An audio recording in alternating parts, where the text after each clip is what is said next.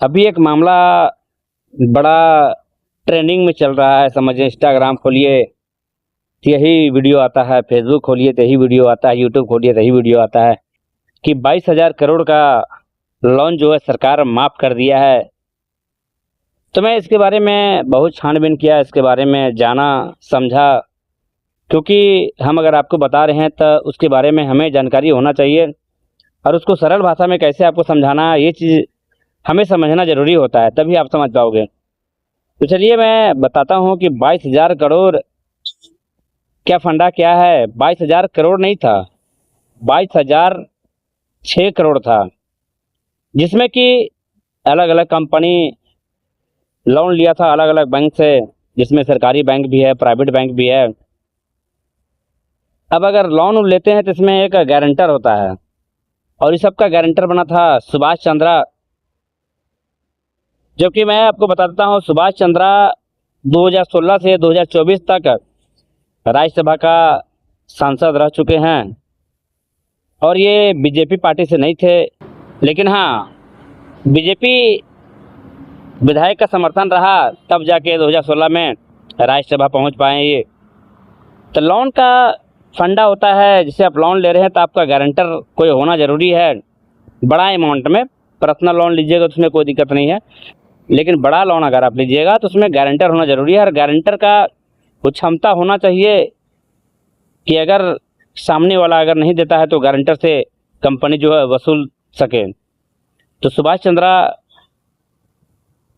इन सभी जो जो लोन लिया था बैंक से, इन सब का गारंटर बने सुभाष चंद्रा। अब गारंटर बन गए, लोन भी मिल गया, काफ़ी दिन हो गया। जो जो कंपनी जो जो बैंक लोन दिया था उन लोग को लोन जो चुकता नहीं कर पा रहा था,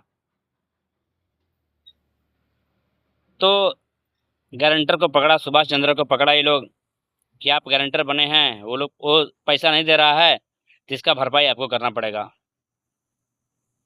तो सुभाष चंद्र ने एक, जब आप लोन नहीं दे पाते हैं तो हम लोग को छोटा छोटा जो लोन लेता है उन लोग के लिए सेटलमेंट आता है, जिसको बड़े बड़े जो लोन लीजिएगा, बड़ा लोन लीजिएगा तो उसको रीपेमेंट कहा जाता है। तो सुभाष चंद्रा बोले कि उतना पैसा तो हम नहीं दे पाएंगे, 22,006 करोड़ रुपया मेरे पास तो है नहीं, हम नहीं दे पाएंगे। तो इन्होंने रीपेमेंट कहा कि हम रीपेमेंट इसका कर देंगे और इसको लोन को जो है क्लोज करना चाहते हैं रीपेमेंट देकर। तो रीपेमेंट देने के लिए तो ये रीपेमेंट का बात किए। अब जितने भी क्रेडिटर थे, यानी कि जो लोन दिया था, वो सब पहुंच गए हैं एनसीएलटी। और एनसीएलटी अपने आप में एक कोर्ट है। जिस प्रकार से हाई कोर्ट सुप्रीम कोर्ट है, ठीक उसी प्रकार से लोन का एक अलग कोर्ट है एनसीएलटी। जितने भी लोन देने वाले कंपनी थे, बैंक थे, सब एनसीएलटी के पास पहुँचे और बोले कि ये भाई साहब, ये महोदय लोन दिलवाए हैं, गारंटर बने हैं और लोन जो है नहीं चुकता कर पा रहे हैं। तो इनको सुभाष चंद्र को बुलाया, एनसीएलटी की तरफ से इनको बुलाया गया अगेन, तो अपने तरफ से अपना पक्ष रखें कि हम रीपेमेंट करना चाहते हैं, यानी कि सेटलमेंट करना चाहते हैं। तो एनसीएलटी बोला भाई ठीक है, सेटलमेंट करना चाहते, कितना देकर सेटलमेंट करोगे? तो इन्होंने बोला कि 6.5 करोड़ रुपया, 6.25 करोड़ रुपया हम देकर इस सारे लोन को जो है क्लोज करना चाहते हैं।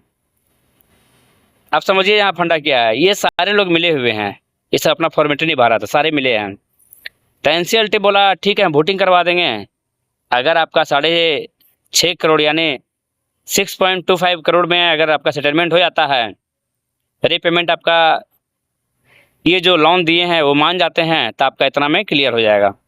तो जितने भी क्रेडिटर थे, जितने भी लोन देने वाले थे, सबको बुलाया गया और एक वोटिंग कराया गया एनसीएलटी के द्वारा, जिसमें 80.81% मत जो है सुभाष चंद्रा के तरफ से गया कि ठीक है, हमें मंजूर है 6.25 करोड़ में इसको सेटलमेंट किया जाए।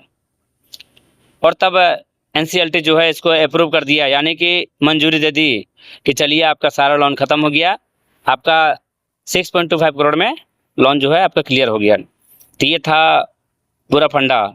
अब हम उम्मीद करते हैं कि आप लोगों को ये जानकारी अच्छी लगी होगी, और जब भी आप इंस्टाग्राम, फेसबुक, यूट्यूब स्क्रॉल करते होंगे तो आपके सामने यही वीडियो आता होगा 22,000 करोड़ का घपला हुआ, लेकिन समझ में नहीं आता होगा यार घपला कैसे हुआ, कौन घपला किया, कौन खाया। ये था इसका फंडा। ये सारे सब मिली भगत हैं, सब आपस में चट्टे बट्टे सब मिले हैं और सबकी मिली भगत में ये काम किया गया है। जितना भी फॉर्मेलिटी वोटिंग जितना हुआ है सब ये सब फॉर्मेलिटी के लिए किया गया है, ताकि जनता जो है आवाज़ न उठाए इस पर।